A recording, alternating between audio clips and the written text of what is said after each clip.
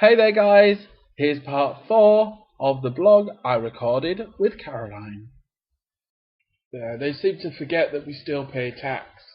And we still, a lot of us have worked for at least a few years before we finally I've worked for a lot of years, thank you very much.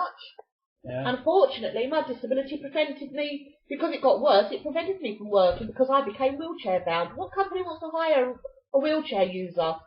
Oh, they're all PC. Oh, yes, we'll happily take on a wheelchair user. Until you're sat in the interview room and they give you all these lies about what the job entails and you won't be able to do this now and you won't be able to do that. Will I not? How about trying to ask me, can I do these things, rather than telling me I can't do them? This might be of interest to some people. What was it like for you when it came to actually looking for a job and having an interview? Degrading. Soul destroying. That is the perfect thing I would say, soul destroying. Because I'll give you two simple examples. A car, I would say they're like a car dealership that have their own workshop as well. They sell cars and they repair cars. They wanted a receptionist. Now, I'd already been doing a receptionist job at this point. And I fills in my application form, sends in my CV, I get called in for an interview. Oh, they are absolutely gobsmacked with my CV, how well written it was, how much experience I had. No problem. Right, okay, we will let you know by the end of the week. No problem. In the interview, the boss man turns around to me and says, oh, do you drive? I said, yes, I do. That's all on my CV. I've been driving for a few years now. Okay, no problem. I'll let you know by the end of the week. The end of the week comes, nothing. Monday comes, nothing. Tuesday comes, I'll phone him. Hello, I'm blah de blah. Had the interview with you there a week ago. You said you'd get back to me by the end of the week. I haven't heard anything yet. I just wondered if you can tell me how's it going. Oh, yes, I remember. Oh, yeah, he said, it's between you and one other person, he said. I really cannot decide between you at the moment. I'm still deciding. Okay, not a problem. Thank you very much for your time. Oh, before you go, may I ask, do you drive? Yes, I do. Having already stated this in the interview. Yeah, and I said that to him. I said, I did mention that in the interview and it's on my CV. Oh, right, okay. I'll let you know in 2 days' time or whatever. Okay, no problem. The end of the week come, nothing. So I phoned him back. Oh, I'm very, very sorry. I've had to give the job to the other person. I said, okay, fair enough. May I ask as to, the reason why you chose them over me, so it might be something I can actually improve on. Oh, yes, he said. Unfortunately, he said, the other candidate drove and you didn't. Deadly silence. I beg your pardon? He said, yes, the other candidate, she drove and you didn't. I said, oh, that's funny, that is. I said, because in the interview you asked me, did I drive? And I said, yes. I said, that piece of information is also in black and white on my CV.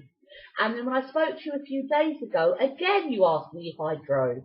And I said, yes, I do. I said, so really the bottom line is we both know why I didn't get the job, regardless of how capable I am of doing the job, and I would have been a major asset to your job, but thank you for your time. Good day, and I slammed the phone down. Then I spent 5 minutes jumping around the sitting room, kicking furniture in anger, but hey, the second one was with a college. Again, a receptionist.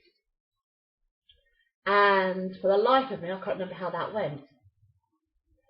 And that was the more important one because they quite blatantly, openly told me I couldn't have the job because of my disability. And I actually went to see a solicitor about that one.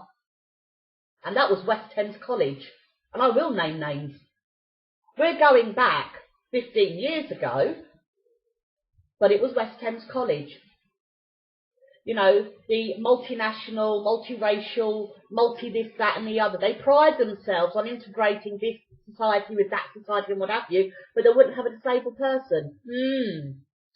So thank you, West Thames College. You're just lucky that I had no proof, or else you would have had a lawsuit on your hand for discrimination. So that was the scheme of things. I mean, I had other companies that were extra nice about it. You know, if the job would entail this, can you do that? The job would entail, knowing damn well that they were giving things that weren't actually necessarily part of the job, but they just didn't want to offer it to me. So they were hoping I would turn around and say, well, okay, yes, the job isn't suitable for me. Thank you for your time. Goodbye. So yeah, very soul destroying. Very.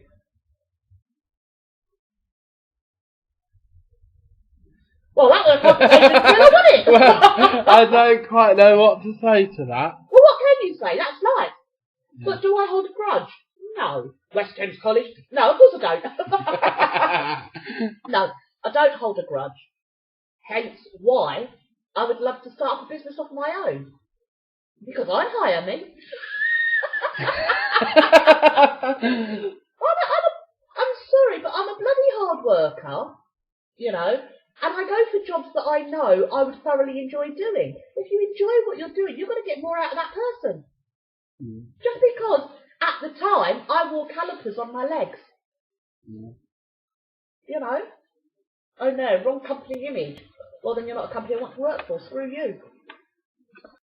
Do you remember when I first became wheelchair bound and I found out I wasn't entitled, I found out I was entitled to an NHS electric chair. I was on a 4-year waiting list. Yes. So, do you remember I looked into getting a mobility scooter or wheelchair? Mm. I was absolutely flabbergasted by the so-called salesperson, who was a man, that come out, trying to sell me a mobility product. And he was the most condescending man I have ever come across. And it ended up with me physically chucking him out of my home. Because he was a do-gooder. I only do this part-time because I have free time on my hands. I like to help those less fortunate. Less fortunate, like, yeah? And I can't remember exactly what he was saying to me, but he was basically going on about what I can and can't do, why I should and shouldn't do this, and why I should and shouldn't do that. And he was actually talking down to me. So this went on for about an hour, and I thought, I've had enough. So I turned round to him and I said, I've only one thing to say to you. I said, how bloody dare you? And he looked at me and went, I beg your pardon? I said, oh, did you not hear me the first time? I said, how bloody dare you? He said, I don't understand what you're talking about. I said, you come in here into my home and speak to me the way you've spoken to me. I said, you've done nothing but talk down to me. You've done nothing but patronise me. You've sat there and told me what I can and can't do. How the hell do you know what I can and can't do? You don't live my life. You don't know why I need an electric chair or scooter or whatever it is you're trying to sell me. I said, and I most certainly do not take kindly to your attitude. I said, no, would you kindly please get out of my home? And he tried there to rectify things. I said, I'm not having it. I said, go on, get out. I said, and I'm moving my chair towards him, ushering him out of the house. I said, get out. I said, and don't bother coming back. As soon as he walked out the door, I phoned up his company and I told them under no certain terms why I didn't like the bloke. And I said, don't ever have anybody turn up on my doorstep like that again. I said, you will not be getting my custom. Good day. But isn't that half the problem with these companies who provide wheelchairs and stuff on the mobility scheme, though, isn't it? They always try and presume they know what you need. This was a bloke that had been retired and was doing it as a part-time, odd job thing to fill his time with. He's had no training, he's got no knowledge, so how the hell can he sit and tell me what I can and can't do? I've lived my life. I've had my disability since birth, thank you very much. I'm the expert on my disability, not anybody else, not even my doctors. Yeah. I am the expert, and anybody else who has exactly the same disability as me can be an equal expert in that field as I am.